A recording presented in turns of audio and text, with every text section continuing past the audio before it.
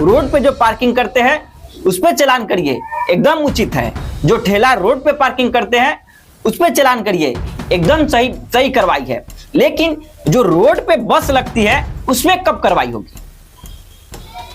जो रोड पे बड़ी बड़ी गाड़ियां लगाकर लोग चले जाते हैं उस पे कब कार्रवाई होगी? जो दुकानदार रोड तक अपनी दुकान को छान देते हैं उस पर कब कार्रवाई होगी? आपको सुविधा नहीं दे रहे, कई सालों से सिर्फ बात बना रहे, उस पर कब अमल होगा? सिर्फ एक चालान ठेला वाले भरेंगे, बैटरी रिक्शा वाले भरेंगे, आम लोग भरेंगे? आप यह भी कई महीनों से कह रहे हैं हम पार्किंग की सुविधा देंगे, क्या आपने दिया? कि कचरा डंपिंग के लिए जमीन का अधिग्रहण किया जा रहा है, अधिग्रहण हुआ। ढाका नगर परिषद में बस स्टैंड की सुविधा देंगे, नहीं दिया। कई महीनों से यह कह रहे हैं कि स्ट्रीट वेंडर जोन की हम सुविधा देंगे, आपने दिया? नहीं दिया। ढाका नगर प्रशासन के द्वारा रिक्शा चालक, बैटरी रिक्शा चालक और ठेले के ऊपर जबरदस्त कार्रवाई देखने को मिल रही है। यहां तक ढाका नगर परिषद के प्रशासन जेसीबी लेकर आती है और रोड के किनारे लगे ठेले को उठाकर फेंक देती है, तोड़ देती है। ये नगर प्रशासन का जबरदस्त कार्रवाई है। लेकिन कुछ सवाल है ढाका नगर परिषद के लोगों का, नगर के प्रशासन से, नगर परिषद के पदाधिकारियों से।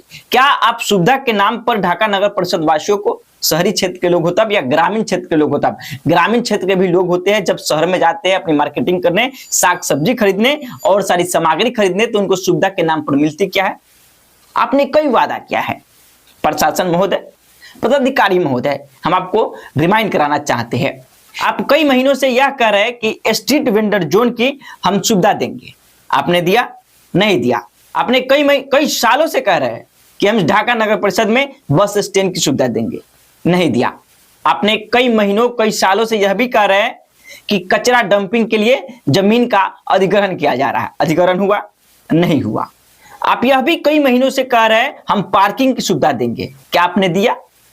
जहां ठेला, बैटरी रिक्शा और ऑटो रिक्शा वहां पे पार्क किया जा सके, आपने नहीं दिया। लेकिन आप कहते हैं कि जिन व्यक्ति के पास कॉमन सेंस होगी वह इस तरीके का काम नहीं करेंगे, नहीं तो उनका चालान किया जाएगा। लेकिन सुविधा के नाम पर आप नगर प्रशासन के लोगों को, नगर परिषद के लोगों को क्या दिया है? पार्किंग जोन दिया है, बस स्टैंड की सुविधा दिया है, स्ट्रीट वेंडर जोन की सुविधा दिया है।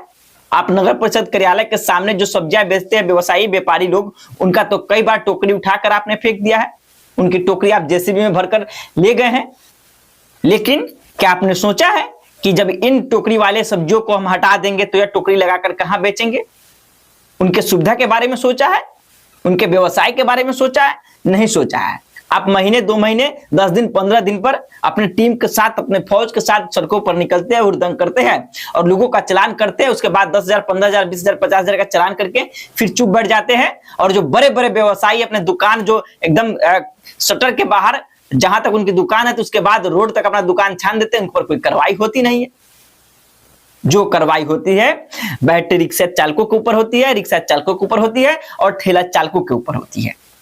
ये आपका रवैया है, यही आपका कॉमन सेंस है। जिस तरीके से आपने बयान यूज किया कि जिस व्यक्ति के पास ऐसी कॉमन सेंस होगी वो ऐसा नहीं करेगी। सर, आपसे अनुरोध है कि यह जो कॉमन सेंस है उन व्यवसायियों के ऊपर भी आप कार्रवाई करें जो दुकान के बाहर तक अपनी दुकान छान देते हैं, और जो ग्राहक होते हैं उनके दुकान पर जब सामान खरीदने जाते हैं तो उन्हीं के दुकान पर गाड़ी पार्किंग करने का जगह नहीं होता है, जिसके वजह से, जिसकी मजबूरी से वो अपनी गाड़ी को पार्किंग रोड के किनारे करते हैं, तो रोड पे करते हैं। ये सीन है। ऐसा नहीं है कि आपको मालूम नहीं है। आपके ढाका नगर परिषद के कार्यालय के सामने जो सब्जी बेचने वाले लोग हैं, व्यवसायी लोग हैं, व्यापारी लोग हैं, उनकी टोकरियां हटवा देते हैं। आप कई बार कहे हैं कि गुदरी बाजार का सौंदर्यकरण किया जाएगा, उनको एक अलग व्यवस्था दिया जाएगा, उनको एक अलग जगह दिया जाएगा ताकि कोई भी जाम ना हो और आने जाने वाले लोगों को सड़क पे कोई परेशानी ना हो। लेकिन आपने सुविधा के नाम पर आज तक कुछ नहीं दिया है। सच्चाई यह है। आप चालान करिए, सही बात है, रोड पे जो पार्किंग करते हैं उस पर चालान करिए, एकदम उचित है। जो ठेला रोड पे पार्किंग करते हैं उस पर चालान करिए, एकदम सही कार्रवाई है। लेकिन जो रोड पे बस लगती है उसमें कब कार्रवाई होगी? जो रोड पे बड़ी बड़ी गाड़ियां लगाकर लोग चले जाते हैं उस पर कब कार्रवाई होगी? जो दुकानदार रोड तक अपनी दुकान को छान देते हैं उस पर कब कार्रवाई होगी? आप सुविधा नहीं दे रहे, कई सालों से सिर्फ बात बना रहे, उसमें कब अमल होगा? 1 महीने पहले ढाका में नो एंट्री की सुविधा लगाई जा रही थी।